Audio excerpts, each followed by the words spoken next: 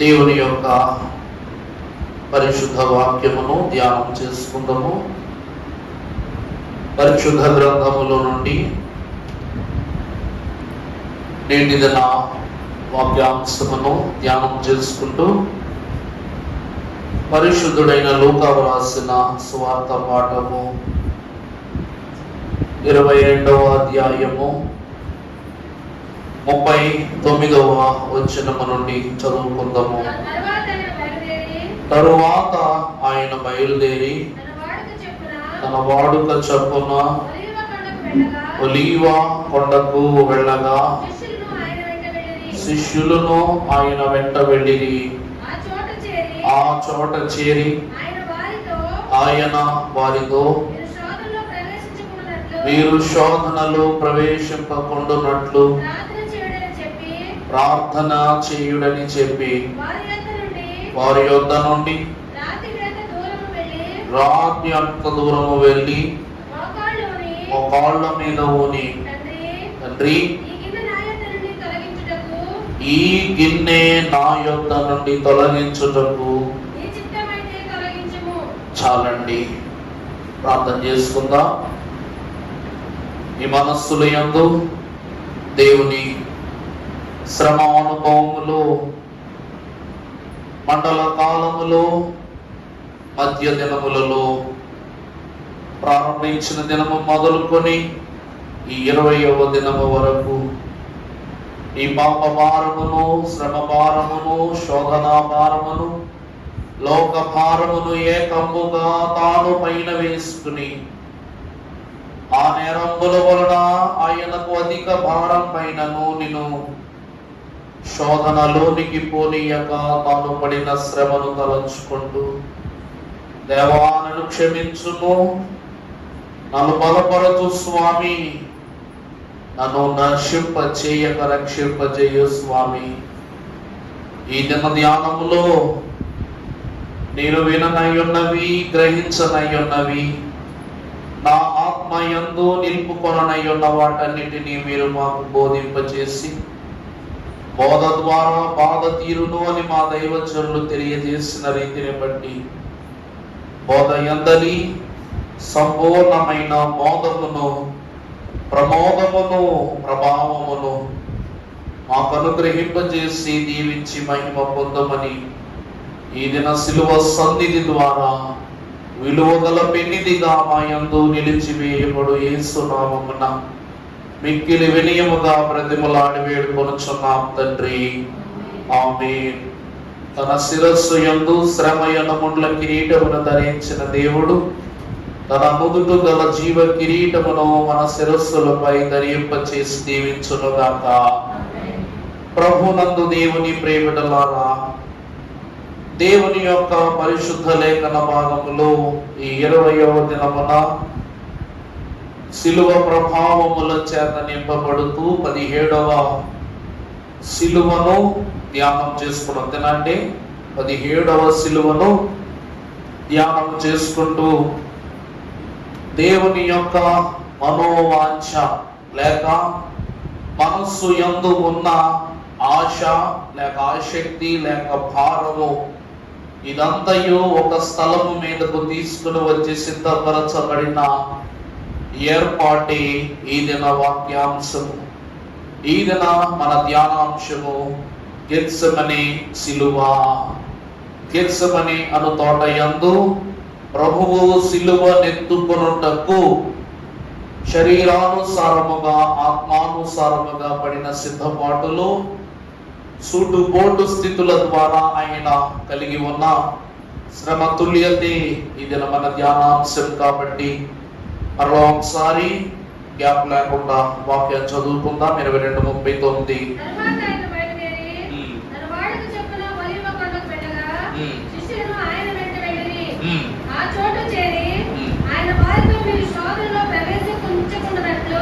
ఆయన వారితో మీరు శోధనలోనికి ప్రవేశించకుండునట్లు ప్రార్థన చేయుడని చెప్పి వారి యొద్ద నుండి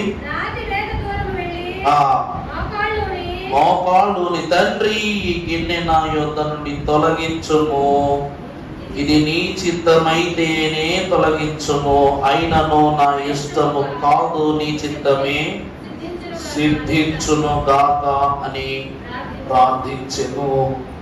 ప్రభువునందు ప్రియబిడ్డలారా, యేసు క్రీస్తు ప్రభువు యొక్క ప్రార్థన అనున్నది దైవజనులు తెలియచేస్తూ ప్రభు అంట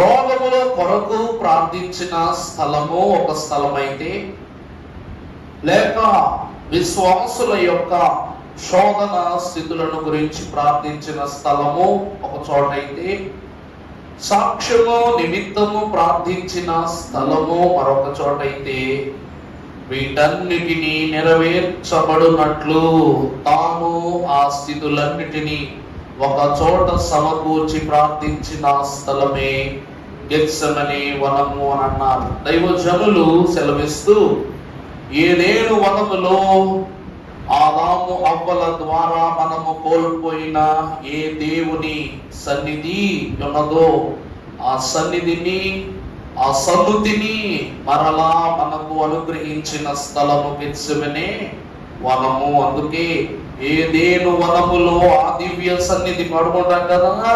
బైబిల్ మిషన్ను ప్రభువే స్థాపించని, వేరు చోటన లేని వేరును పెట్టినని పాటలో ఏ ఆదాము ఆది నరులు లేక దేవుని చేతి పని అయ్యున్న వారు ఏ దేవుని సహవాసాన్ని, ఏ రక్షణను, ఏ మాదిరిని, ఏ మహిమను కోల్పోయారో మరలా ఆ మహిమను అలాంటి ఒక వనములోని తన ప్రియ కుమారుని ద్వారా మనకు అనుగ్రహించి ఉన్నారు. కాబట్టి గెత్సెమనే సిలువ ద్వారా యేసు క్రీస్తు ప్రభు పడిన వేదన అంతా ఇంత కాదని వాక్యం సెలవిస్తూ ఉంది.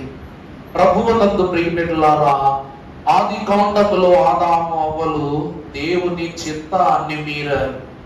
అంతే కదండి, ఆజ్ఞాతిక్రమం పాపము అన్నట్లు దేవుని చిత్తమును వారు మీరి దైవోగ్రతకు పాత్రులయ్యారు కనుక అక్కడ పాపం పుట్టింది. ఇప్పుడు యేసుక్రీస్తు ప్రభువు కూడా తన చేత ఉన్న పాత్రను పట్టుకుని, తండ్రి నీ చిత్తమైతే, అర్థమైందండి, నీ ఆజ్ఞ ప్రకారంగా నీ చిత్తమైతే ఈ పాత్రను నా యొద్దను తొలగించు, లేక ఇది నా యందు నిలిచి ఉండాలి, దీన్ని నేను ఎత్తుకొనవలనది నీ అభీష్టమైతే అలాగులనే జరిగింపబడనివ్వు అని శక్తి కొరకు దేవుని కుమారుడు ప్రార్థనను తండ్రి యొద్ద నుండి పొందుకుంటూ ఉన్నారు. ప్రభునందు ప్రియబిడ్డలారా, అందుకే అయ్యగారు ఈ అంశంలో ఒక హెడ్డింగ్ చెప్పారు, అక్కడ ఒక తోట ఉండెను. ఈ అనుభవము, ఈ ఆశీర్వాదము బైబిల్ మిషన్ వారికి దేవుడు తెలియజేయటాన్ని బట్టి మనము కూడా అక్కడ అనగా గుంటూరు నందు ఒక తోట ఉండెను, కాకాని తోట ఉండెను అంటే అందుకే మనం పాడుకుంటాం. ఏం పాట? ప్రతి సోమవారము ప్రభు క్రీస్తు బోధలకు ప్రతి వారు గుంటూరు ప్రతి వ్యాధిని స్వస్థపరచు నిమిత్తము స్వస్తిశాలను వెదకి వెళ్ళండి, చూచుకుని వెళ్ళండి అని పాడుకుంటాం. దేవుని యందు ప్రేమికులారా, ఈ తోట ద్వారా దేవుడు రక్షణకు బాట వేశాడంట. ఈ గెత్సెమనే తోట ద్వారా యేసుక్రీస్తు ప్రభు మన బ్రతుకులకు, మన ప్రాణాత్మలకు సిలువ అను బాటను మన కొరకు ప్రభు అందించి ఉన్నారంట. గెత్సెమనే అనగా మీకు తెలియజేసిన ప్రకారం నూనె గానుగా, అనగా నూనెను జాడించున్నది లేక ఆడించున్నది. నలుగ కొట్టి ఒక దేనిని, ఒక గింజనైనా లేక ఆకునైనా సరే దాన్ని నలుగగొట్టి దాన్ని పిప్పి చేసి దానిలో నుండి నూనెను ద్రవము ఏ రీతిగా బయటపడునో ఈ దినమున సజీవ యాగ సంపన్నుడై ఉన్న యేసుక్రీస్తు ప్రభువు నలుగ కొట్టబడినట్లు, తన ప్రాణాత్మలు కృషించిపోవునట్లు చేయు స్థలము అయ్యున్న నూనె గానుగ గెత్సెమనే వనమై ఉన్నది. కాబట్టి ప్రభునందు ప్రియబిడ్డలారా, మనము వాక్యములో చూచినట్లయితే ఇది నలుగగొట్టబడే స్థలము. గెత్సెమనే తోట ఏ స్థలం అంటండి? నలుగగొట్టబడే స్థలము. మనము చూసినట్లయితే ప్రాణము పోగునంతగా, ఇక్కడ ఒక మాట రాయబడి ఉంది, వేదన పొంది ఆయన శ్రమ నిమిత్తము ఆయన చెమట రక్తము వలె, ఆయన రక్తం ఎలా వస్తుందంట? చెమట వలె చిందింపబడుతుందంట. అందును బట్టి దేవుని ప్రియమిట్లారా, ఈ గెత్సెమనే సిలువనెత్తుకొనుటను బట్టి ప్రభువు పొందిన శ్రమలను ఈ తరుణాన ధ్యానం చేసుకుందాము. మొదటిగా చూసినట్లయితే యోహాను సువార్త 18వ అధ్యాయము మొదటి వచనాన్ని చదువుకుందాము. యేసు ఈ మాటలు చెప్పి తన శిష్యులతో కేద్రోను వాగు దాటిపోయెను. అక్కడ ఒక తోట ఉండెను. ప్రభువునందు ప్రియమిట్లారా, ప్రభు అంటున్నారు అక్కడ ఒక తోట ఉండెను. ఈరోజు ప్రతి మనుషుడికి కూడా, ఈ రోజును మనం చూసినట్లయితే మన పిల్లలను లేకపోతే పెద్దోళ్ళను ఒక మాట అన్నాం అనుకోండి, అలా బాధపడేటప్పుడు కొన్నిసార్లు ఇలా చేతులు అడ్డం పెట్టుకుని ఏడవటము, లేకపోతే తల పక్కకు పెట్టుకుని ఏడవటము, లేకపోతే ఏం చేస్తారు చెప్పండి, ఒక గదిలోకి వెళ్ళిపోయి ఏడటము చేస్తారు కదా. పిల్లలు కానీ లేకపోతే పై వయస్సు కలిగిన వాళ్ళు కానీ ఒక మాట పొరపాటు ఒక మాట అనేస్తే పిల్లలైతే ఇలా చేతులు అడ్డం పెట్టుకుని కళ్ళు తుడుచుకుంటూ ఏడుస్తారు. పెద్దవాళ్ళు ఎవరైనా తమ మనసు బాధపడితే గదిలోకి వెళ్ళి ఏడుస్తారు. ఇప్పుడు ప్రభువు కూడా మనలను గురించి దుఃఖించుటకు కేద్రోను వాగును దాటి అక్కడ యొక్క తోట ఉండెను. నాకు ఒక విషయము ఈ వాక్యం ద్వారా అర్థమవుతుంది.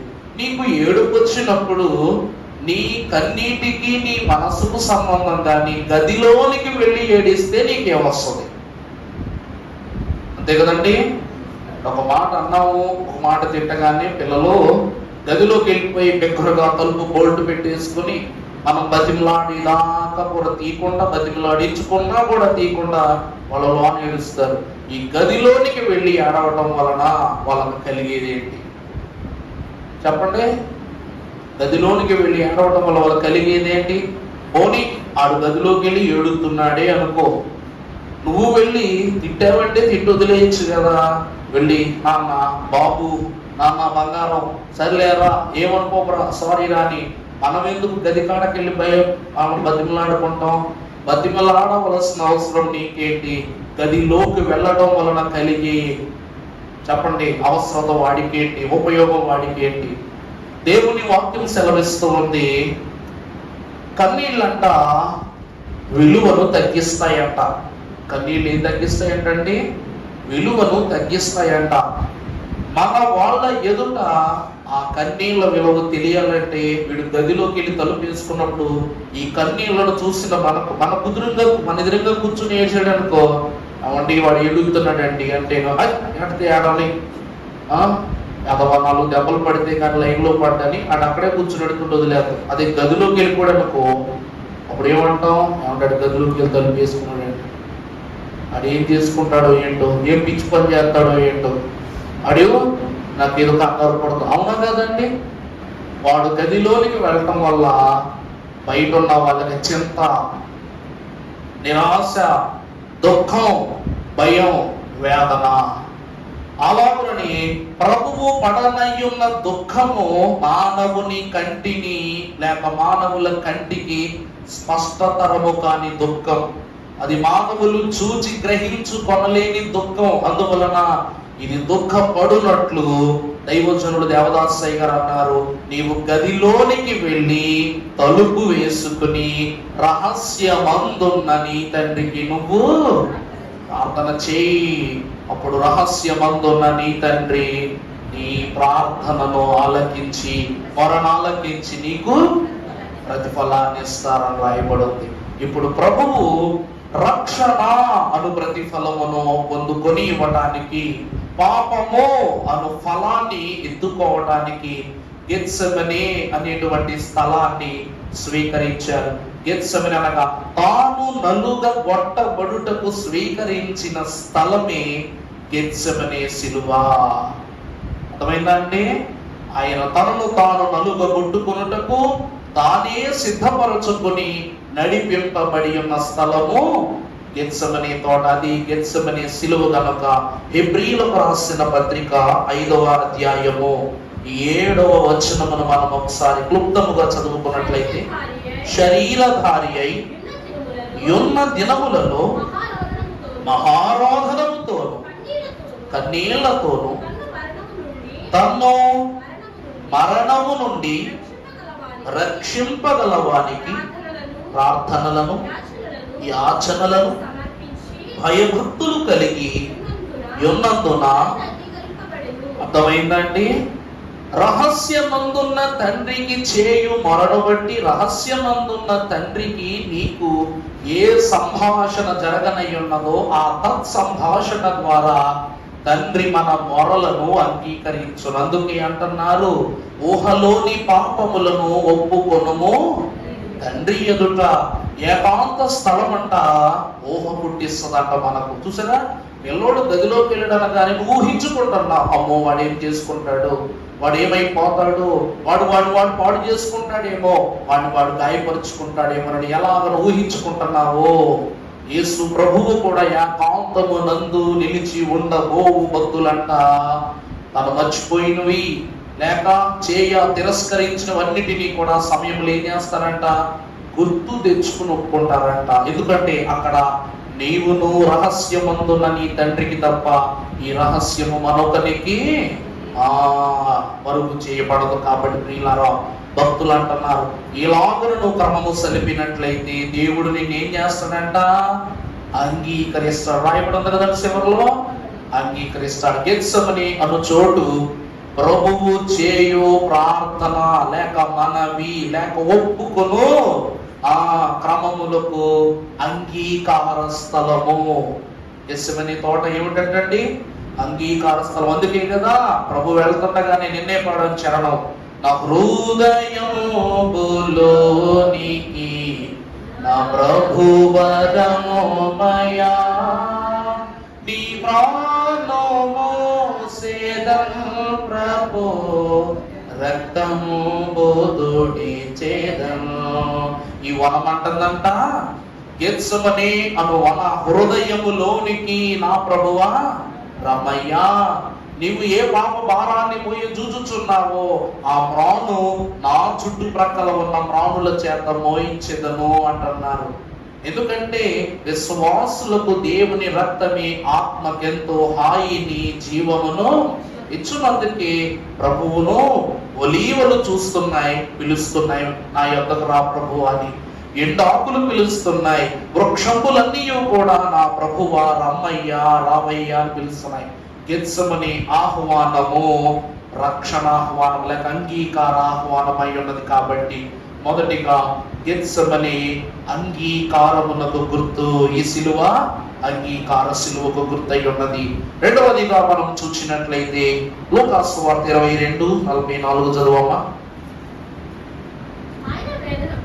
ఆయన వేదన పడి మరింత ఆతురతగా ప్రార్థన చేయగా ఆయన చెమట నేల పడుచు ఉన్న గొప్ప రక్తపు బిందువు వలె ఆయను. ప్రభువునందు ప్రియబిడ్డలారా, వాక్యములో భక్తులు ఈ క్రమాన్ని అంటున్నారు. ప్రభువు గెత్సెమనే వనములో చేసిన పోరాటం ఆత్మీయ పోరాటము.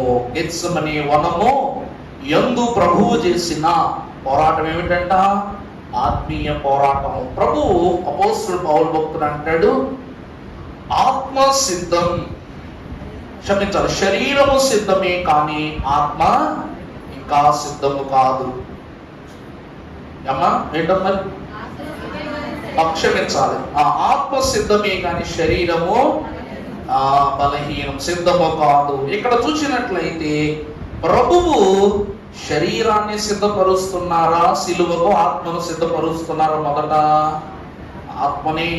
గెత్సెమనే వనములో ఆత్మ సిద్ధపాటును కలిగి ఉండటాన్ని బట్టి నిన్నటి దినమున పరిశుద్ధాత్మ ద్వారా ఆదరణ అనే పదంలో దేవునికి మొరపెట్టినప్పుడు పరలోకములో నుండి దేవదేవుడు ఒక దూతను పంపి ఆయన ఆత్మతో నింపారా లేదా? ఆత్మ ద్వారా ప్రభువుకు బలం చేకూర్చడం, తీవ్రమైన పోరాడుటకు, ఆత్మీయ పోరాడుటకు దేవుడు ఏర్పరచుకున్న స్థలము గెత్సెమనీ వనము. వాక్యంలో చూసి యాకోబు 4:7 మనం చదువుకున్నట్లయితే యాకోబు మహాభక్తుడు సెలవిస్తున్నాడు, కాబట్టి దేవునికి లోబడి ఉండుడి, అపవాదిని అది లెక్క. దుష్టుని ఎదిరించవలను అంటే ఆత్మీయ పోరాటం చేయాలా, శారీరక పోరాటం చేయాలా? ఆత్మ పోరాటమే. అందుకే పరమభక్తుడైన దావీదు 40 దినాలు ఆత్మానుసారమైనటువంటి ఉపవాసాన్ని చేసి 7 ఆయుధాలు పొందాడు. చెప్పాను కదండి గతంలో, 7 ఆయుధాలు. ఏం ఆయుధాలు? ఎఫెసీ పత్రికలో ఉంటాయి. సర్వాంగ కవచం, సత్యమును దట్టి, నీతి అను మైమరుపు, ఇలాగున 7 పరిశుద్ధ ఆయుధాలను పొందాడు. ఇవి పొందిన వాని కంటిగా గుప్పొడుచున్నవి, కానీ గెలుచుటకు ఎదురుగా ఉన్నటువంటి ఆపోనెంట్ లేకపోతే ఎదురు శత్రువు అయిన గొలియాతు కంటికి అవి అగుపడలేదు. దేవుని వాక్యం అంటూ ఉంది, ఈ దినమున ఆత్మీయ పోరాడనయ్యున్న సంఘమైన మనకు దేవుని బలము. ఆత్మీయ పోరాటం ఎలా పోరాడతామండి? ప్రభువు అక్కడ పోరాడుతున్న పోరాటం దేనితో? దుఃఖపడటం, చింతాక్రాంతుడవటం. ఈ 2 పనులు మనము చేసేది ఎప్పుడంటే ప్రార్థించుకునేటప్పుడే. ఉదాహరణకు మెట్ల ప్రార్థనలో నీ మనస్సును సరి చేసుకున్నట్టుకు నువ్వు ప్రయత్నిస్తావు, పాపాలు ఒప్పుకునే విషయంలో దుఃఖపడతావు, తీర్మానము తీసుకున్నప్పుడు దృఢపడతావు, సమర్పించుకున్నప్పుడు సిద్ధపడతావు, అంశ ప్రార్థన చేయనప్పుడు ఆశపడతావు. అర్థమైందా? అంశ ప్రార్థన అంటే ఏంటి? ఈ ఆశలు చెప్పుకుంటావు ప్రభువుకు, అంశాన్ని ఆశగా చెప్పుకుంటావు. తర్వాత స్తుతి చెప్పుట నిమిత్తమై నువ్వు తృప్తి పడతావు, కనిపెట్టుకునుట ద్వారా దీవింపబడతావు. అవునా కదా? 7 మెట్లలో 7 ప్రధాన శక్తులు, ప్రధాన అంశాలు విడిపోయి ఉన్నాయి.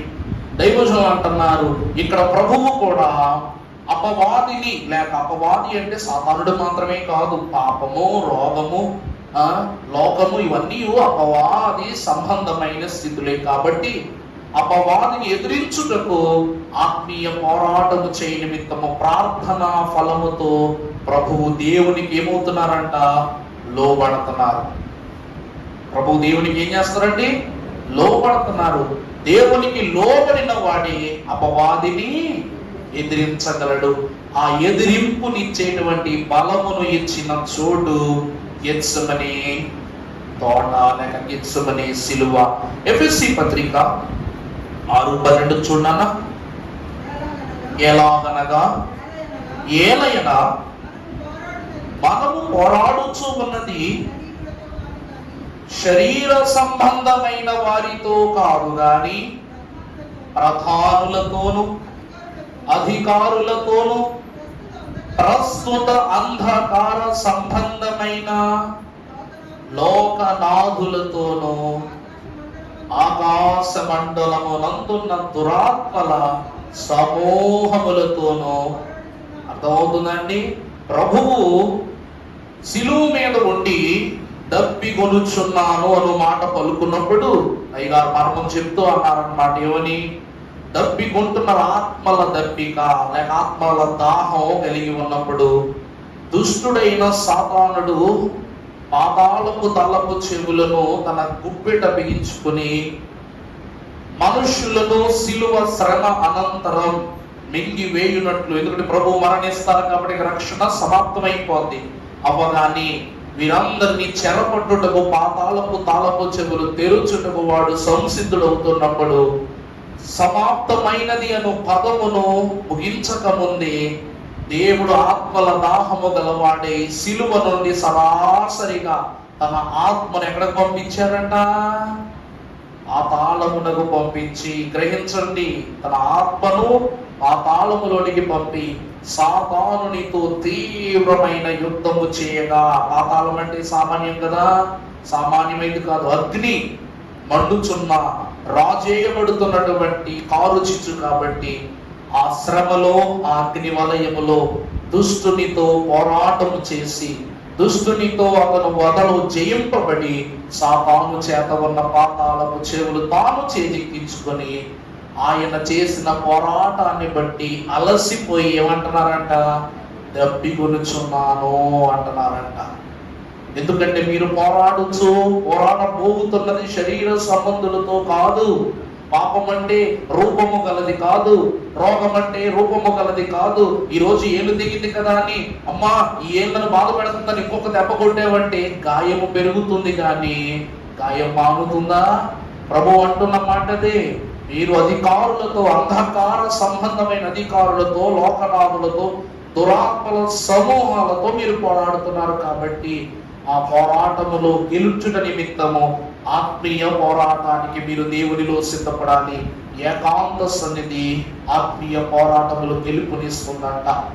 అందుకే ప్రభు అంటారు, వాక్యాహారము తినని యెడల బలము ఆత్మకు లభించుట ఎట్లు. చూసారా, ఈ వాక్య బలము ద్వారా దేవుని యొక్క ఉనికి, దేవుని యొక్క శక్తి మీ ఎల్లరిలోనికి తండ్రి ప్రవేశపెట్టును గాక.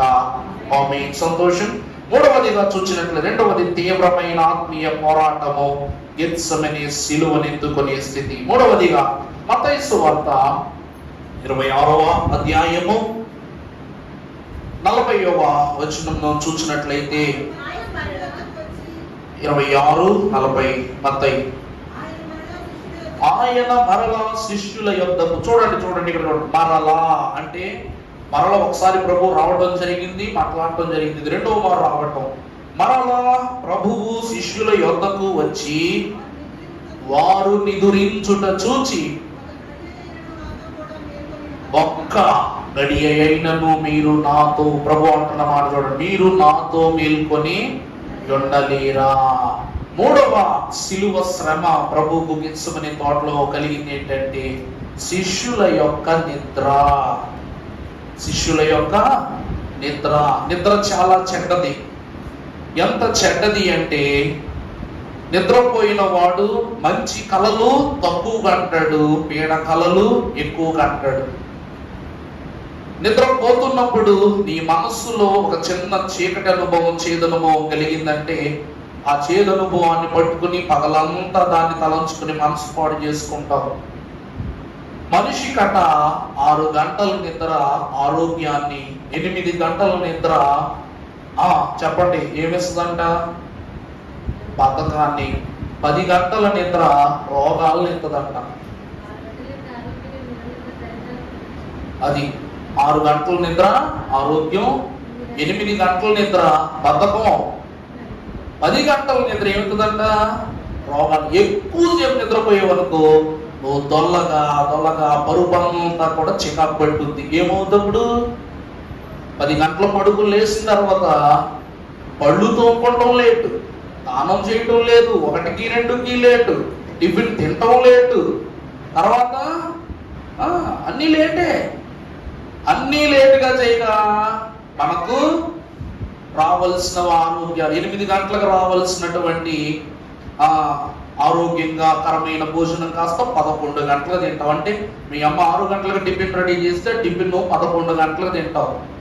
ఆరోగ్యం ఎక్కడ పులిసిపోతుంది తప్ప. అది తింటే నీకేమొస్తుంది?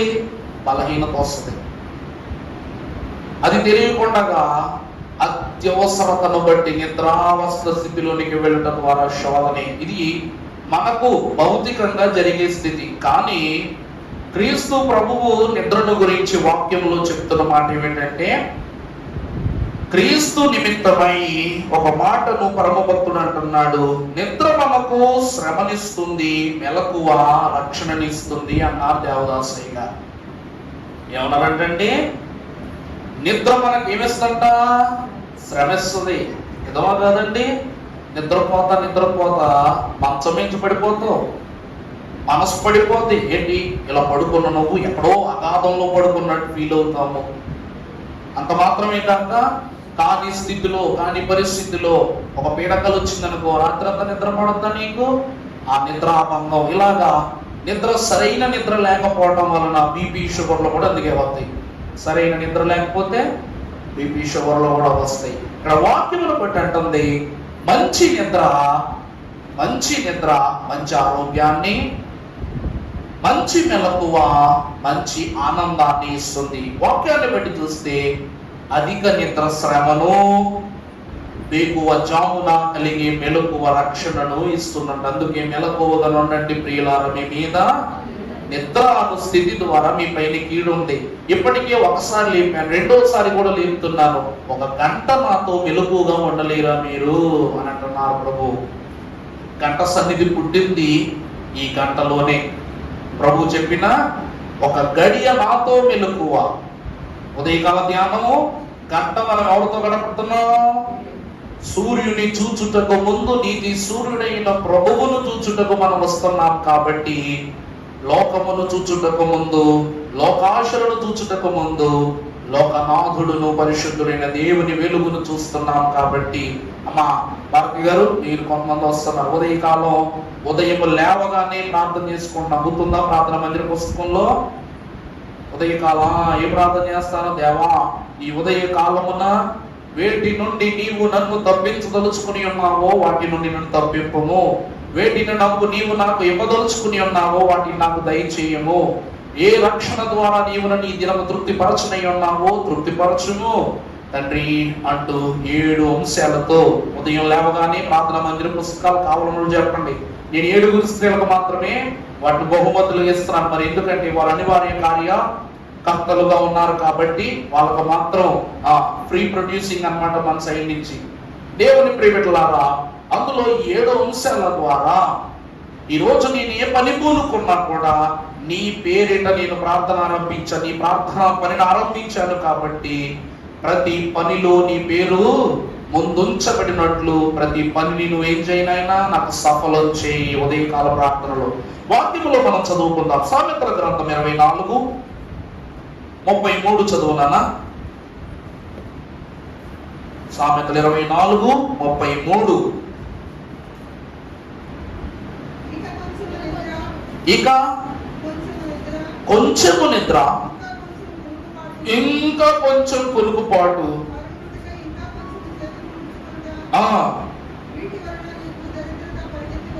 వీటి వలన నీకు దారిద్ర్యత.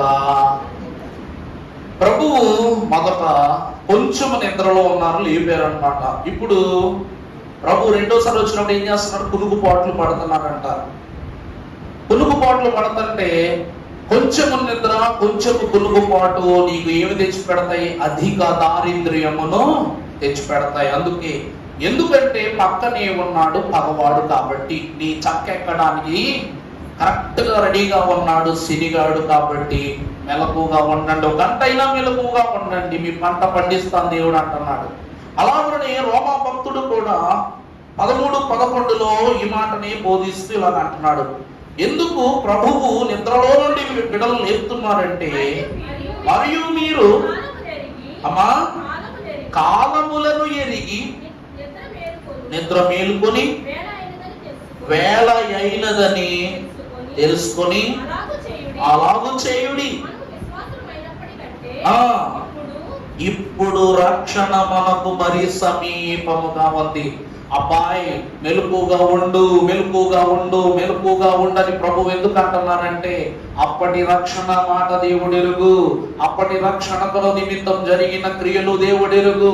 ఇప్పుడు రక్షణ మీకు సమీపమున్నది. కాబట్టి ఆయన ఎప్పుడు వచ్చునో తెలియదు, ఎలాగున వచ్చునో తెలియదు, ఏ కాలమున వచ్చునో తెలియదు, ఏ సమయమున నిన్ను తటస్థించుకుని వెళ్ళిపోవునో తెలియదు. కాబట్టి ఇప్పుడు మెలకువ అనున్నది నీకు చాలా అవసరమై ఉన్నది. అందుకే గెత్సెమనే తోట మెలకువనిచ్చే స్థలం, సిలువ సన్నిధి అనే ఈ గెత్సెమనే తోట ప్రార్థన అను మెలకువను, పాపముల నుండి తప్పింపును ఇచ్చే తోట ఉన్నది. కాబట్టి గంట దేవునిలో ఉంటే మన పంట పండుతుంది. గంట దేవుని యొక్క నిండు ధనములో ధ్యానించుకుంటే ఉదయ కాలమున మనకున్నటువంటి ప్రతి శోధనలు ప్రభు ధృవీకరిస్తారు. కాబట్టి 3వది ప్రభువు శోధింపబడినది. ఎందుకనగా నిద్రపోవడం వల్ల, అధిక నిద్ర వలన కలిగితే గుర్రకు వస్తుంది. గుర్రక కోరని పక్కుడు నిద్రను పాడు చేస్తాయి. ఇవాళ నిద్రపోడు, ఇలాగున కొన్ని శోధనలు. కానీ ఇక్కడ మనము చూస్తే నిద్ర అంటే శోధన, శోధన అంటే సాతానుడు. సాతానుడు నిద్రించు వారి పక్కనే ఉంటాడు. నిద్ర కలిగి ఉన్న వారి పక్కనే ఉంటాడు. అలాగా నిద్రపోవద్దని నేను చెప్తులేదు. నిద్రకు సమయం ఉంటుంది, మెలకువకు సమయం ఉంటుంది. దానిని దాటి కానీ ఉంటే దాని వలన బలహీనతలు, భారాలు, ఏడ్పులు, నొప్పులు, తెప్పలు. అవునా కదండి? అవునా కదా? ఒకప్పుడు 3 గంటలకు లేసేవాళ్ళం, తర్వాత 4 అయింది, తర్వాత 5 అయింది, తర్వాత 6 అయింది. ఈరోజు సూర్యుడు తన టైం మార్చుకోవట్లేదు, కానీ సూర్యుడిని బట్టి మన నిద్ర టైంలు మార్చుకుంటున్నాం. 6 అయితే 6, 7 అయితే 7, 8 అయితే 8. ఇల్లాలు లేకపోతే ఇంట్లో ఆడవాళ్ళు, తల్లులు, వాళ్ళు ఎలాగంట 3 గంటలకు లేచి కల్లాపు చల్లుకుని, ముగ్గు పెట్టుకుని, అన్ని చక్కపరుచుకుని, అన్ని అంటే సూర్యుడు రాకముందే కాఫీలు, టీలు, వంటలు, ఇవి అవి అంటే అన్ని సిద్ధపరిచేసి అప్పుడు భార్య పిల్లల్ని, భర్తని నిద్ర లేపేవారంట. ఈరోజు లేపుతున్నాం, పాయింటే, తప్పు కాదంటలా, కరెక్టే, అందరూ కరెక్ట్గానే ఉన్నారు. కానీ భార్య 6 గంటలకు లేగుతుంది, పిల్లలు 8 గంటలకు లేగుతున్నారు. టైం కొంచెం ముందరకు వెళ్ళింది అంతే, 6 గంటలకు. మరి అలాగని మిమ్మల్ని ఏమి తప్పు పడతలేదు, నిజమే. మరి రోజులు కూడా మారిపోతున్నాయి. గతంలో లాగా పొద్దున్నే 5 గంటలకు పొలం వెళ్ళి మధ్యాహ్నం 3 గంటలకు 4 గంటలకు పొలం నుంచి తిరిగి వచ్చే రోజులు ఏమి లేవు కదా. ఆఫీస్కి వెళ్ళామంటే 6 అవ్వచ్చు, 7 అవ్వచ్చు, 8 అవ్వచ్చు, 9 అవ్వచ్చు, నైట్ డ్యూటీ కూడా అయిపోవచ్చు నిమిషంలో.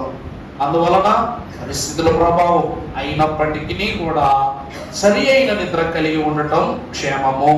సరి అయిన నిద్ర క్షేమాన్ని, మంచి ప్రార్థన, మంచి మెలకువని ఇస్తుంది. దేవుడు మేము దీవించునుగాక.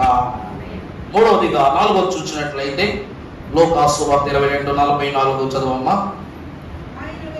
ఆయన వేదన పడి మరింత ఆతురముగా ప్రార్థన చేయగా ఆయన చెమట నేల పడుచున్న గొప్ప రక్తపు బిందువు వలె ఆయను. 4వ శోధన, ప్రభువు పడుతున్న శ్రమ లేక శోధన, సిలువ భారం ఎలా ఉందంటే ఆయన దేహములో ఉన్న రక్తమంతయు చెమట బిందువుగా కారిపోతూ ఉందంట. చెమటంతయు రక్త వర్ణము గల రంగులు తటస్థించుచు కనబడుతూ ఉందంట. అంటే లెక్క ప్రకారంగా రక్తం చెమట ఉంది పనిని బట్టి. కానీ ఇక్కడ మనము చూస్తే రక్తము చెమటయగుట అను విషయాన్ని మనం చూడకమునుకు చెమటి రక్త వర్ణములోనికి మారి నేలను పడుచున్న రక్తపు బిందువు వలె కనబడుట చూచి ప్రభువు అంతరంగ బహిరంగకరమైన శోధనను భరించుటకు సిద్ధపడ్డారని క్లుప్తముగా అక్కడ తెలియజేయబడుతూ ఉంది. ఏకాంత సన్నిధిలో ఉన్నవాడు మనిషిగా తనను తాను కోల్పోవాలి, భక్తునిగా తనను తాను నిలుపుకోవాలి. దేవుని యొక్క వాక్యములు మనము చూస్తే మనిషికి ఇంత శోధన ఎప్పుడు కలుగుద్ది? ఉదాహరణకు లో బీపీ వచ్చేసినప్పుడు మనిషి ఒళ్ళంతా చెమట్లు పట్టేయటము, చల్లగా అయిపోవటము జరుగుద్ది కదండి. Low BP, high బీపీయా? 2 బీపీల్లోనూ అంతే. అప్పుడు హార్ట్ అట ఒక రకమైనటువంటి స్పోర్స్ ని రిలీజ్ చేయడం మానేస్తుంది. దానిని బట్టి కొంతమందికి గుండె నీరైపోద్ది.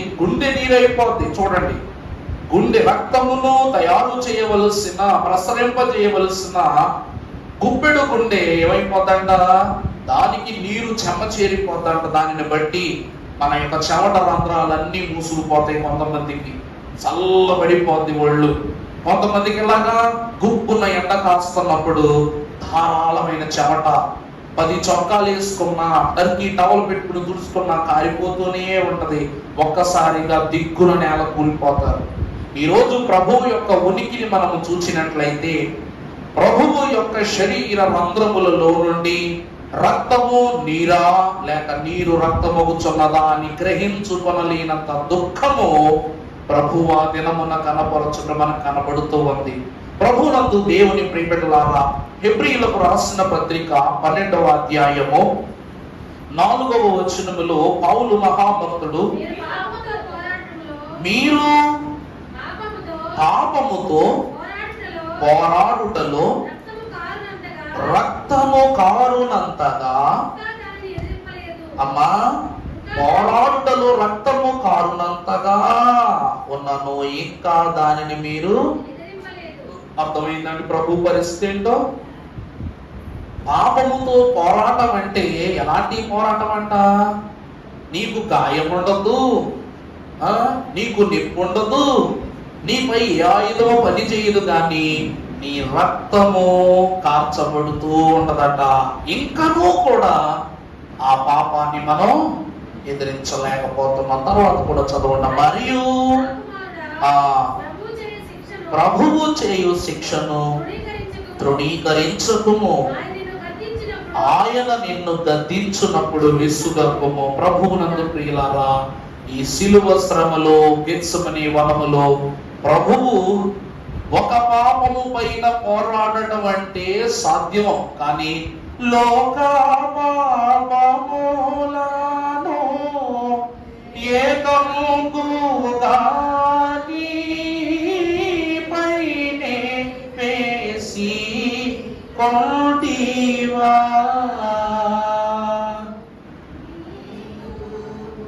ఆకాడి పేదై అధికారం బాయే, అది మొదటి సిలువాయేనా.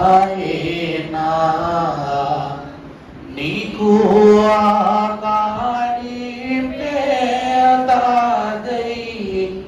అధికారం బాయే, అది మొదటి సిలువాయేనా. చాలా లోక పాపంబులను ఏకంబుగా నీ పైన వేసుకుంటేవా. మీకు అర్థమయ్యేలాగా చిన్న ఉదాహరణ. జయలక్ష్మి గారు ఏమనుకోదు మరి, ఒకరోజు శుక్రవారం ప్రార్థన జరుగుతుంది మన ఆలయంలో. జరుగుతుంటే ఒకరి తర్వాత ఒకరొకరు తరస్సులు చెప్తుంటే అక్కడ జీవం గారు నిలబడి అక్కడ ప్రార్థన స్థుతి చెప్తున్నప్పుడు నోరు మాట్లాడుతుంది. మేము ప్రార్థనలు ఎక్కించాం. ఎక్కడ నుండి పుక్కులోంచి రక్తం చుక్కలు కారిపోతున్నాయి. ఆమెకి నిప్తిలింటి లేదు. చుక్క కారిపోతుంటే వెంటనే దైవప్రభు గారు మా రక్తం కారిపోతున్నామంటే వెంటనే స్థుతి ఆఫ్ చేసి బయటికి వెళ్ళగానే ఇక్కడ 4 చుక్కలు, బయటకు 4 చుక్కలు కట్టుకుంటాం. ఏంటి అలా కారిపోతున్న రక్తం ఏంటంటే, ఏమో పిల్ల నాకేమి నొప్పి ఏం తిరుగులేదు నాకు అని అంటుంది. రక్తం అయితే కారిపోతుందిగా, నొప్పేమి ఇట్లా. కొన్నిసార్లు చూడండి, విపరీతంగా వేడి చేసేసినప్పుడు, భయంకరమైన వేడి చేసేసినప్పుడు ముక్కులో నుండి నోట్లో నుండి రక్తం వస్తూ ఉంటది. మనకు తెలియకుండానే, నీకు ఏ ఒత్తిడి కలగకుండానే నీ శరీరములో ఒక ప్రక్రియ, ఒక భారం జరిగిపోతా ఉంటది. అంటే పాపము కూడా ఏముందలే మనకు తెలియట్లేదులే అనుకునే భారమే, కానీ అది పుట్టించేటువంటి శోధన, అది చూపించేటువంటి దాని క్రియ ఎలా ఉంటదంట? చూచువానికి క్లిష్టతరముగా, శోధనకరముగా ఉంటది ప్రభు అంటున్నారు. అందుకే ప్రభువు యొక్క మాటను త్రోసివేయొద్దు, విసర్జించొద్దు. ఎందుకంటే నీ కోసమైన పాపం ఎత్తుకున్నాడు కాబట్టి ఆ పాపము నిన్ను నీవు భరించవలసిన రోజు వస్తే అది మరణమునకే దారి తీయనంటున్నారు. ఈరోజు మన ఒంట్లో ఉన్న రక్తం మనకు తెలియకుండానే పడే రోజులు అలాంటిది. రేపు ఆత్మ మనకు తెలియకుండానే పాపములో పడిపోతే, దేవుని తీర్పులోనికి పడిపోతే కాపాడుకోగలవా? రక్తం వాడడానికి మందేస్తావు, ఆత్మ పడకుండా ఉండడానికి ఏ మంది వేయాలి? ప్రార్థన తప్ప, సరి చేసుకున్నట్టు తప్ప. అందుకే భక్తుడు అంటున్నారు, ఏమని చదువునన్నమాట, మీరు పాపముతో పోరాడుటలో రక్తము కారునంతగా ఇంకా దానిని మీరు పాపాన్ని మనం ఇంకా కూడా ఏం చేయలేదంట, ఎదిరించలేదు. పాత నిబంధనలో ఆది కాండం నుండి మన గ్రంథం వరకు అందరూ యుద్ధం చేస్తున్నోళ్లే. ఎలియా యుద్ధం చేశాడు దేవుని పాపం విషయంలో, ఎలీషా చేశాడు, దావీదు చేశాడు, సొలొమోను చేశాడు. అందరూ చేస్తూనే ఉన్నారు. నువ్వు చేస్తున్నావు, నేను చేస్తున్నా. కానీ రక్తం అయితే చిందింపబడుతుంది, కానీ విజయము మాత్రం కలగటంలా. అవుతుందండి. రక్తాలైతే చొండగా స్వాతంత్రం కోసం చూడండి, బోస్ ఆజాద్ హింద్ ఫౌజ్ అనేటువంటి గొప్ప మిలిటెంట్ గ్రూప్ తయారు చేసి ఎన్ని రక్తపు మడుగులో దేశం తయారైందో సుమారు 200 ఏళ్ల బ్రిటిష్ పాలనలో. కానీ గాంధీజీ కర్ర పట్టుకున్నాడు, కత్తి పట్టుకోలేదు. కానీ స్వాతంత్ర సమయంలో గాంధీజీదే పైచేయి. రక్తాలు చిందించిన వారు గెలవలేకపోయారు. కర్ర పట్టుకుని సత్యాగ్రహం చేసిన ఆయన మాత్రం ఈరోజు మనం వాడే డబ్బు నోటు పైన చలామణి అవుతున్నాడు. తప్పిదం చెప్పట్లా, ఒక మాట చెప్తున్నాను. ఈరోజు యుద్ధము వలన మనం దేనిపై యుద్ధం చేస్తున్నాం? నిన్ను కొట్టిన వాడిని కొడతావు, కానీ వాడి ఆలోచన కొట్టగలవా? కొట్టలేవు. నిన్ను తిట్టిన వాడిని తిట్టుదు, వాని ఆలోచనలు తిట్టగలవా? తిట్టలేవు. ప్రభు అంటున్న మాట అదే, మీరు ఎదిరించుచున్నది పాపమును అని అనుకుంటున్నారు, కానీ దాని తలంపులను కూడా మీరు ఎదిరించడం లేదు. అందుకే ఆ ప్రయాసలో మీరు రక్తపు మున్నీరుగా మారిపోతున్నారు. అందువలన ప్రభు మాటను ఆలకించండి, ప్రభు చెప్పే మాటను త్రోసివేయకండి అని ప్రభు అంటున్నారు. ఇక్కడ చూస్తే మన కొరకు గెత్సెమనే వనములో దుఃఖము, చింత, నిరాశ అన్నట్లు రక్తము కారునంతగా ఆయన శ్రమ పడ్డారు, పోరాడారు. గెత్సెమనే శిలువలో 4వ స్థితి. 5వ చూసినట్లయితే పరిశుద్ధ గ్రంథముల నుండి మత్తయి 26:48. ఆయనను అప్పగించువారు నేను ఎవరిని ముద్దు పెట్టుకుందునో ఆయనే యేసు. ఆయనను మీరు పట్టుకొనుడని వానికి, చూడండి, గురుతు చెప్పి వెంటనే యేసు యొద్దకు, అనగా ప్రభువు యొద్దకు వచ్చి, బోధకుడా, చాలండి. అమలారా ముద్దు పెట్టుట నిమిత్తము గురుతు చూపించటం, ఈయన యేసుక్రీస్తు ప్రభు అని అందరికి, సైనికులందరికీ గుర్తు చూపిస్తున్నాడు. గెత్సెమనే వనములో యేసుక్రీస్తు ప్రభువును సైనికులకు ముద్దు చేత గుర్తు చూపించిన ఈ ఇస్కరియోతు యోధ సర్వలోకములోను పాపి అని గుర్తు పొందుకున్నాడు. సర్వలోకానికి దేవుని పొందుకున్నాడు అంటే పాపి. ఏ ఏకాంత ప్రార్థనలో ఊహలోని పాపములు ఒప్పుకొనుము తండ్రి ఎదుట అని సెలవిచ్చారు ప్రభువు, ఆ పాపము నిమిత్తమై ఇస్కరియోతు యోధ మనస్సులో ఊహ పాపమును బట్టి తను పెట్టిన ముద్దు దేవుని గెత్సెమనే అనే ఏకాంత సన్నిధిలో ఒక మాయని మచ్చగా మిగిలిపోయింది. అసలు ముద్దు ఎందుకు పెట్టుకుంటాం మనం? ముద్దెందుకు? ప్రేమకు సూచనగా, సంధికి సూచనగా, సంతోషానికి సూచనగా, రక్షణకు సూచనగా పెట్టుకుంటాం. అందుకే కదా మనకు ముదమిచ్చి బ్రోచెడి ముద్దు బాలకుని హత్తుకో ముద్దు పెట్టుకో అంటున్నారు. ఈరోజు ప్రభువును ముద్దు పెట్టుకొనుట ద్వారా నువ్వు రక్షణకు పాత్రుడు అవ్వాలి, కానీ శిక్షకు పాత్రుడు అవుతున్నావు. ఆ ఏ గెత్సెమనే వనములో యోధా ముద్దు యేసుక్రీస్తు ప్రభువును సైనికులకు అప్పగిస్తే, యోధా పెట్టిన ముద్దు తనను పాపానికి అప్పగించేసి. అర్థమైందండి? కుండ మార్పుడు పెళ్లిళ్ళు అంటారు, పాత్ర మార్పుడు పెళ్లిళ్ళు అంటారు. అలాగా ఒకరు శిక్షకు అప్పగింపబడ్డారు, ఒకరు పాపానికి అప్పగింపబడ్డారు ఒక్క ముద్దు వల్ల. సమూయేలు మహాభక్తుడు సౌలును అభిషేకం చేసినప్పుడు అతనిని తొలి రాజుగా ప్రతిష్ఠించి యెహోవా దేవుని ఉనికిని బట్టి అతను ప్రతిష్ఠించుకుని గుడారములో అతని నుదుటిపై ముద్దు పెట్టుకుని దేవుని పరిచర్యను అప్పగిస్తాడు.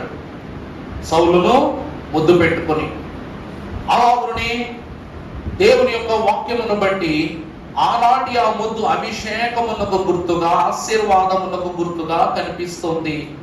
ఈ రామున యేసుక్రీస్తు ప్రభువును అప్పగించిన యోధా యొక్క చెడు తనం ప్రభువుకు గురుద్రోహమును.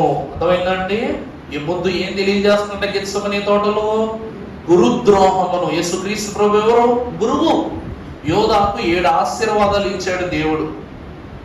ఏ సైనికుడు, క్షమించాలి, ఏ శిష్యుడు దగ్గర కూడా అంత గొప్ప దీవెనలు లేవు. ఒక్క ఇస్కరియోతు యోధాకే ఉన్నాయి. మొదటిది యేసు క్రీస్తు ప్రభువుకు నమ్మకమైన శిష్యుడు ఇస్కరియోతు యోధ. నమ్మకమైనడండి, నమ్మకమైన శిష్యుడు. రెండవది, యేసు ప్రభువే కావాలని శిష్యుల వరుసలో చేరినోడు. పేతురు నన్ను వెంబడించు, యోహాను నన్ను వెంబడించు, తిమోతి నన్ను వెంబడించు అని ప్రభు అందరినీ పిలుచుకున్నారు. కానీ ఇక్కడ యేసుకు నేను శిష్యుడిని అవ్వాలని ప్రభువును కావాలనుకుని వచ్చిన శిష్యుడు. ప్రభు పిలిస్తే వచ్చిన శిష్యుడు కాదు, ప్రభువును కావాలనుకుని వచ్చిన శిష్యుడే ఇస్కరియోతు యోధ. మూడవది, ఇస్కరియోతు యోధ ప్రభువు కోశాధికారి, ద ట్రెజరీ. అర్థమైందండి? ప్రభువు ఎక్కడికి వెళ్ళినా ప్రభు చేసిన మేళ్లకు కానుకలు ఇచ్చేస్తుంటే ప్రభువు ధనమును ముట్టుకొనని వ్యక్తి కాబట్టి ఈ కోశాధికారి స్థితిలో ఉన్న ఇస్కరియోతు యోధ ఆ ధనమంతటిని కూడా తను జాగ్రత్త చేసేవాడంట. ఇస్కరియోతు యోధకు ధనాశ పుట్టడానికి గల కారణము ఒక కారణం ఇదే. నాలుగవదిగా చూస్తే ఇస్కరియోతు యోధ వేదాంత విద్యార్థి. అతను ఎవరంటండి? వేదాంత విద్యార్థి. మంచి చదువుకున్నాడు. అట్లా అల్లాటప్పాగా చేపలు పట్టుకుని ఇంట్లోంచో, ఒంటరికి పని చేసుకునే వారి కుటుంబంలోంచో, మన్ను పని చేసుకునే వారి కుటుంబంలో వచ్చినాడు కాదు, మంచి చదువుకుని వచ్చినాడు. ఇది నాలుగవది, వేదాంత విద్యార్థి. ఐదవది, యేసు క్రీస్తు ప్రభువు యొక్క ప్రియమైన శిష్యరికములో దేవుని సాక్ష్యాలన్నీ కూడా కళ్ళ కట్టినట్టు చూసిన మనిషి ఇస్కరియోతు యోధ. అంటే కళ్ళు లేనుడు కళ్ళు ఇస్తున్నప్పుడు కళ్ళు అప్పగించి చూశాడు, కాళ్ళు లేని వాళ్ళ కాళ్ళు ఇస్తున్నప్పుడు కళ్ళు అప్పగించి చూశాడు, మృతులను బ్రతికించినప్పుడు చూశాడు, దయ్యాలు వెళ్ళగొట్టినప్పుడు చూశాడు. అంటే ప్రభువుకు సాక్షి, ప్రభువుకు సాక్షి. ఆరవది చూస్తే యేసు క్రీస్తు ప్రభువు నిమిత్తమై ఆయన పాదాల దగ్గర కూర్చుని ప్రతి మర్మాన్ని కూడా జాగ్రత్తగా నేర్చుకున్న శిష్యుడు. పరలోక మర్మాలన్నీ కూడా ఇస్కరియోతు యోధకు క్లుప్తంగా తెలుసు. చివరిది ఏంటంటే ఇస్కరియోతు యోధ మంచి బోధకుడు. ఒకరోజు మా తాతగారు కర్ణాటక ప్రాంతానికి, కర్ణాటక కాదండి, మహారాష్ట్ర కూడా కాదనుకుంటా, కలకత్తా సేవ కొరకు వెళ్తే అక్కడ ఉన్న వాళ్ళందరూ కూడా వ్యతిరేకులే. ఆ వ్యతిరేకులకు ఒక సభ విషయంలో వచ్చి ఆ సభ స్థలములో అక్కడ ప్రార్థన జరగడానికి వీలు లేదు అని అక్కడ వాళ్ళందరూ కూడా వ్యతిరేకించారంట. వ్యతిరేకిస్తే మరో 2 రోజుల్లో సభలు ఏర్పాటు చేసుకోవాలి.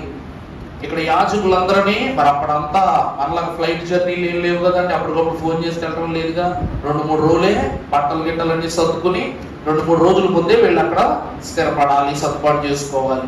వెళ్ళినప్పుడు ఆ యాజకుడంట ఇదండి పరిస్థితి అని చెప్పేసి వచ్చిన యాజక బృందమైన వాళ్ళందరికీ చెప్తే వీళ్ళందరూ ప్రార్థనలో మొదలు పెట్టారంట.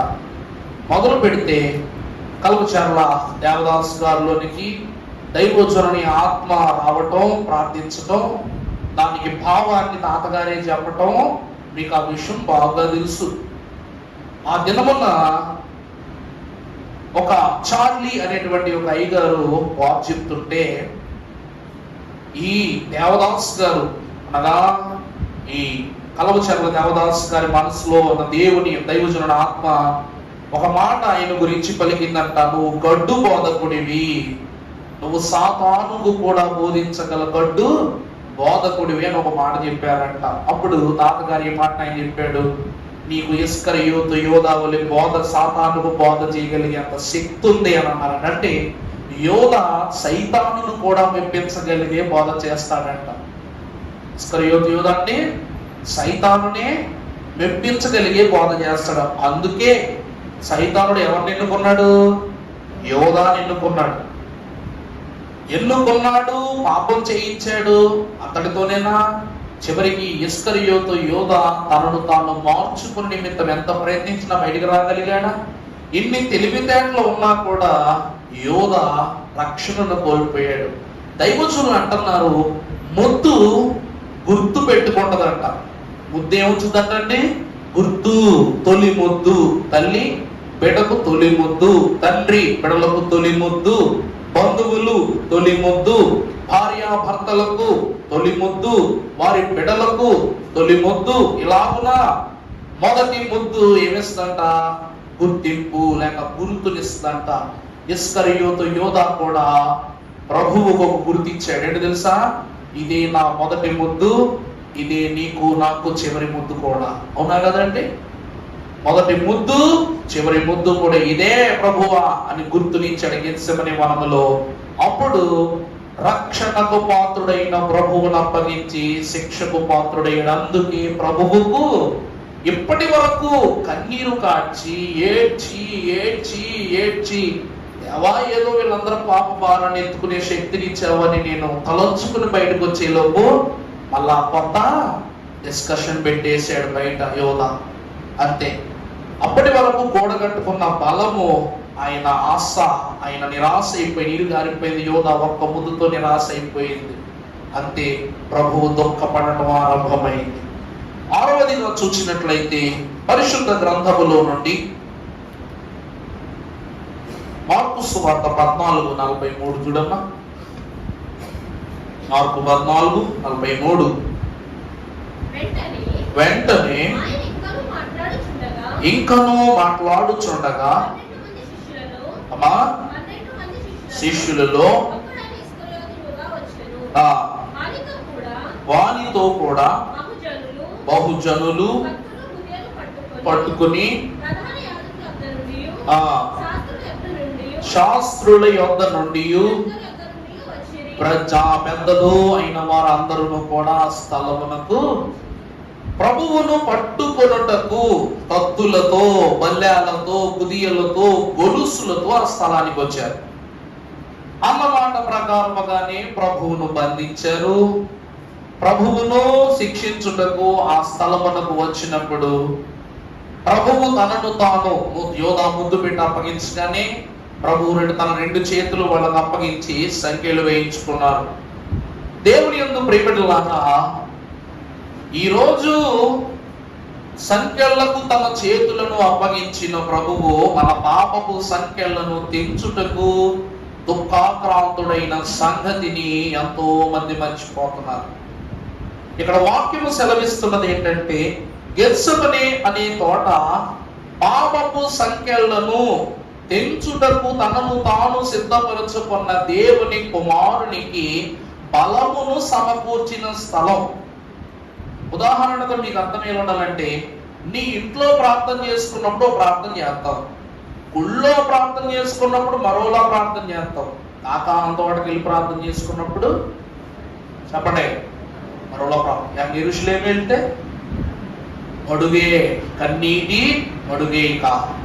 అంటే స్థలము మారగానే నీ హృదయ స్థలములో ఉన్న తత్వం మారిపోతుంది. ఇక్కడ పరదా ఆల్చిన మోకాళ్ళు పడవు. చెప్పండి, అది కూడా మరి నిజం. ఇక్కడ పరదా ఆల్చిన కొన్నిసార్లు మోకాళ్ళు పడవు. మరి అక్కడ దైవజనులు సమాధి దగ్గర సిమెంట్ రోడ్డు మీద మోకాళ్ళు వేస్తాం, అవునా? మరి షాల్లోకి వెళ్ళిపోయిన తర్వాత, ధ్యాన మందిరంలోకి వెళ్ళిపోయిన తర్వాత ఎంతో మంది అటు ఇటు నడుస్తున్నట్టు. వేసుకున్నవి తెల్ల బట్టలు అన్నది నీకు అనవసరం, అక్కడ మురుకొందలేదు నీకు అనవసరం. నేను మొట్టమొదటి వరుసకి వెళ్ళిపోవాలి, మోకరించేయాలి. ఎందుకంటే క్రీస్తు నిమిత్తము ఆ స్థలములు నాకు మట్టి అంటుకున్నా కూడా దీవినే. ఎందుకంటే ఆ మట్టి తెచ్చుకునే పాలలో కలుగుతుంది, తాగి బిడ్డలో కన్న వాళ్ళు చాలా మంది ఉన్నారు. దేవుడికి మహిమ కలుగును గాక.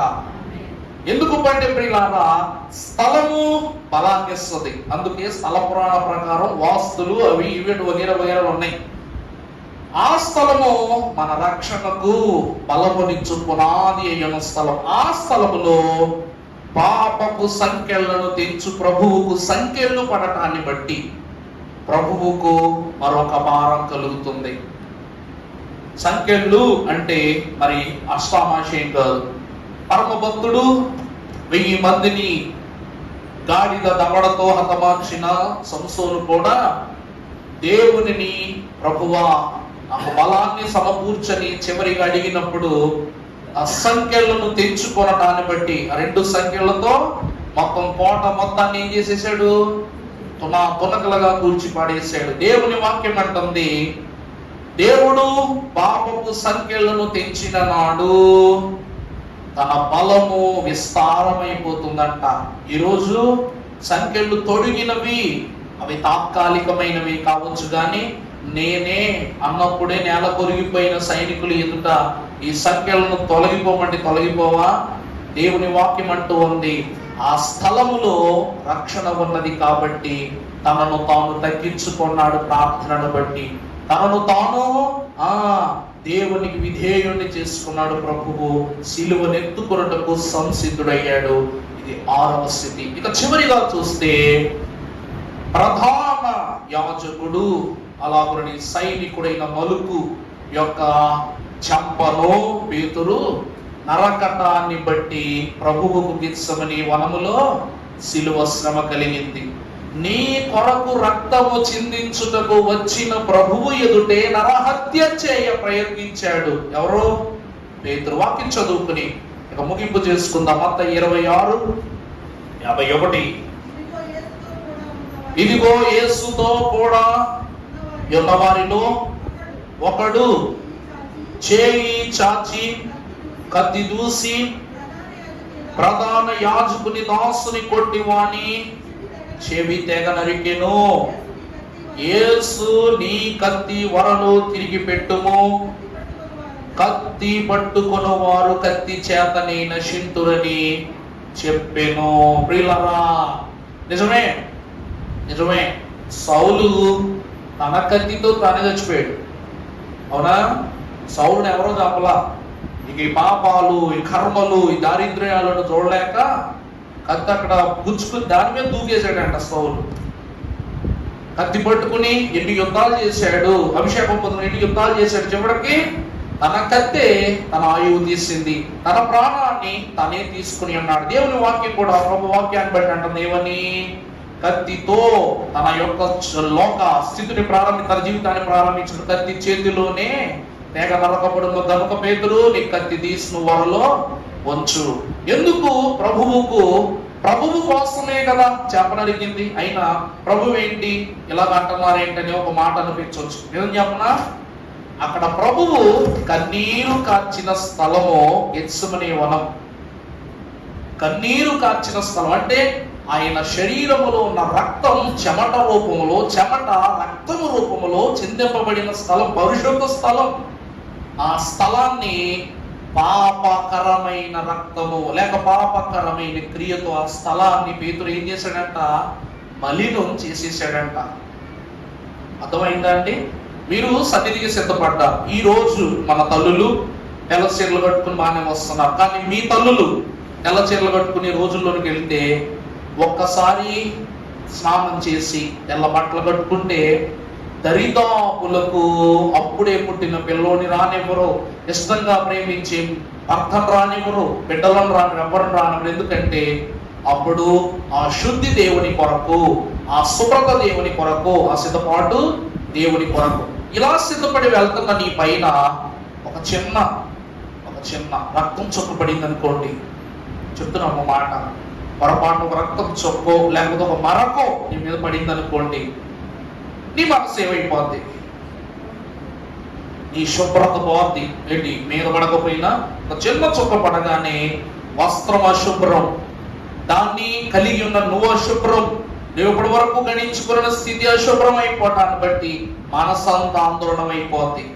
మా నాన్నమ్మ, నాకు గుర్తున్న విషయాన్ని చెప్తున్నా, మా నాన్నమ్మ ఒకరోజు ఇస్త్రీ బట్టలు చేయించుకురమ్మని పంపించింది. అన్ని తెల్ల చీరలే ఇస్త్రీ చేయించుకుని పట్టుకొచ్చిన తర్వాత అందులో ఒక చీర తీసుకొని పక్కన పెట్టుకుంది.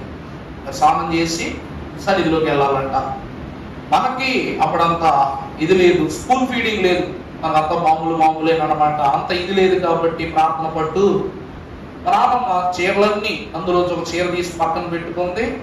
దానికి తైలం సీసా తీసుకోకుండా తైలం సీసా పక్కన తీసుకుని పక్కన పెట్టుకుంది. బైబిల్లో పక్కన పెట్టి అన్నీ ఒక పక్కకి పెట్టేసుకుంది అనమాట. పెట్టేసుకుని స్నానం చేసి వచ్చింది. స్నానం చేసి వచ్చి మరి అది ఆ చీర కట్టుకుంటుందంట. మరి ఆమె సిద్ధపడుతున్న టైంలో నా ఫోను ఆ గదిలో మర్చిపోయాను అనమాట. నా ఫోన్ అండి ఆ గదిలో మర్చిపోతే వెళ్ళి నానమ్మ డోరు కొట్టాను. తీసేవుందిరా డోరు, రా లోపల రా అంది. తీసుకుని ఎక్కడుందరా అని మంచం ఎదుగుతూ ఇస్త్రీ బట్టలు తీసి పక్కన పెట్టాను. ఈ చీర పట్టుకుని ఇలా ఎత్తేసరికి కింద ఫోన్ ఉంది. ఈ ఫోన్ తీయడం మా నాన్నమ్మ చూసింది అనమాట. ఈ చీర పట్టుకోవడం అంతే. ఆ చీర పట్టుకెళ్ళి దోబీ బాస్కెట్లో పడేసింది. ఇంకో చీర తీసుకుని అంటారు. అంటే నా చేతికి మరకలేదు, ఏమి లేదు, కానీ మలిన వస్త్రం ఛాయ తగిలిన నీడ తగిలినా కూడా ఏమైపోయినట్టు మలినమైపోయినట్లు భావించింది. ఆ రోజు మరి ఎందుకు కోపపడిందో, ఎందుకు తిట్టేసిందో తెలియదు. నన్ను తిట్టేసి ఏడుస్తూ బయటకు వచ్చేసాను. కానీ వాస్తవానికి వస్తే అది నిజం అన్నమాట. ప్రభువు దుఃఖము చేత, వేదన చేత, కన్నీరు కార్చి దేవుని ఆత్మను, తండ్రి యొక్క బలాన్ని, తండ్రి శక్తిని పొంది సిద్ధపడి మెలకువను కలిగింపజేసి ఆ స్థలములో నుండి బయటకు రాగానే ప్రభువు ఎదుట జరిగిన ఒక దుష్కార్యము ప్రధాన యాజకుని దాసుని యొక్క చెంప నరకబడటం. అది కూడా మెలకుగా ఉండండిరా, కీడుందరా బాబు అని చెప్పిన పేతురే ఆ పని చేయటం ప్రభువుకు గాయాన్ని కలిగించింది. మీ పైన కీడున్నదని ప్రభు చెప్పెళ్ళారు, రెండోసారి చెప్పెళ్ళారు. అలాంటి చెప్పి వెళ్ళిన వారిలో పెద్దవాడు, తెలుసుకోవలసిన వాడు, చెప్పవలసిన వాడి కత్తి తీసి ఒకరి నెత్తురు కళ్ళ చూడగానే అది ప్రభువుకి ఏమైపోయిందంట, గాయమైపోయింది. గెత్సెమనే తోటలో కన్నీళ్లతో చిందబడిన స్థలము రక్తముతో చిందింపబడి నిందకు పాత్రుని చేసింది. ప్రియులారా, సిలువ అంటే కేవలము మనము గ్రహించుచున్న ఎన్నో విషయములలో ఇమిడి ఉన్నది మాత్రమే కాదు. ప్రభువును ఆహ్వానించుచున్న ఒలీవ మొక్కలోనూ సిలువంది.